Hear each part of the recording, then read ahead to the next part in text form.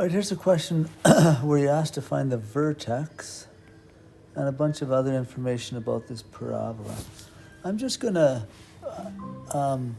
show how to do this with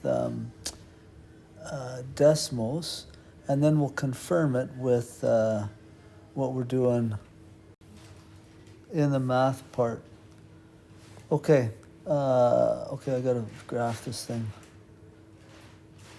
So y equals x squared plus 4x minus 5. Okay, so there's the graph. I can see x-intercepts right there, and the vertex right there, minus 2 and minus 9, and the y-intercept right there is minus 5. So I want to mathematically show that those are true. Okay, so first off, you could say you wanted to find the y-intercept.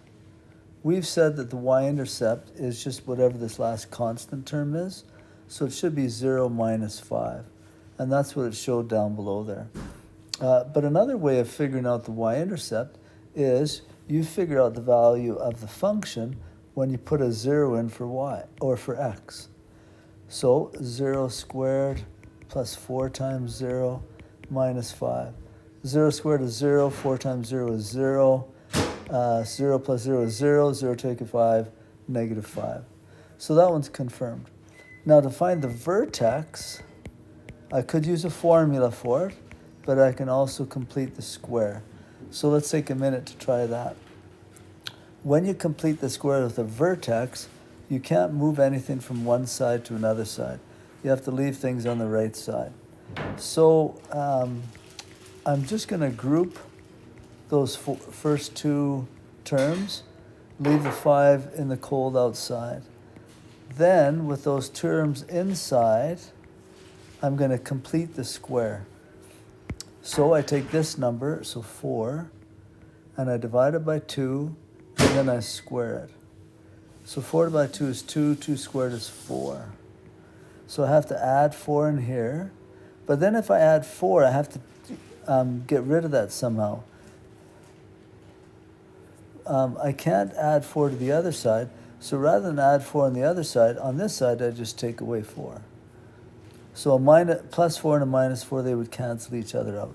If you have a number out front there, you have an additional step. But I won't worry about that here.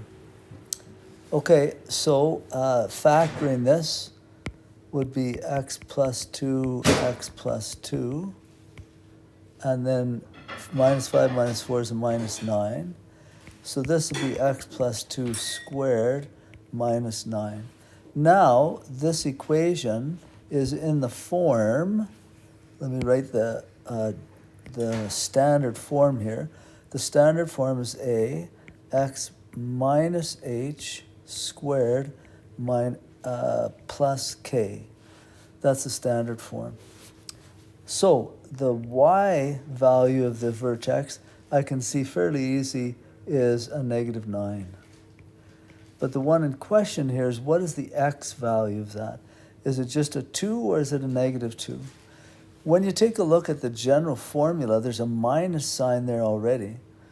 And so if this changes the sign to a positive, then the sign of this has to be a negative 2.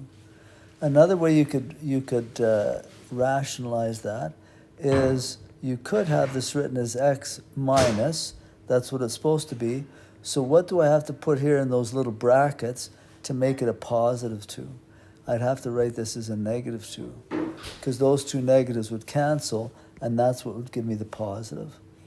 So the value of h, which is the x coordinate of the vertex, is right there. It's a negative 2. So, and I guess that's the reasoning behind why you switch the sign. And if you can think that through all the time, that'd be good. But just typically what I say is, remember that the x value has to change and the y value stays the same. So that's my vertex. Let's just check my graph and make sure that was right. Right there is my vertex. minus 2 minus 9. Yeah. Yeah, so it's correct. And then there's all the other stuff to go with that. So x is equal to minus 2. That's the equation of the axis of symmetry. Because x squared, the value of the coefficient there is positive, it means it opens up. So there would be a minimum value, and the minimum value would be y is equal to a minus 9, right there. I don't know if there's other things. Oh, they wanted the x-intercepts. If they want the x-intercepts, you could write the equation like this, and then see if you can factor. And if you can factor, cool. And I think you can, x plus 5, x minus 1. So if you set that equal to 0, x would be equal to a minus 5, and x would be equal to a positive 1, right? Because you go x plus 5 equals 0, x minus 1 is 0, and then switch them. And so your x-intercepts would be at a negative 5 and a positive 1. Again, confirming that with the graph, yeah, negative 5 is an x-intercept, and a positive 1 is an x-intercept. All right, hopefully it helps you out.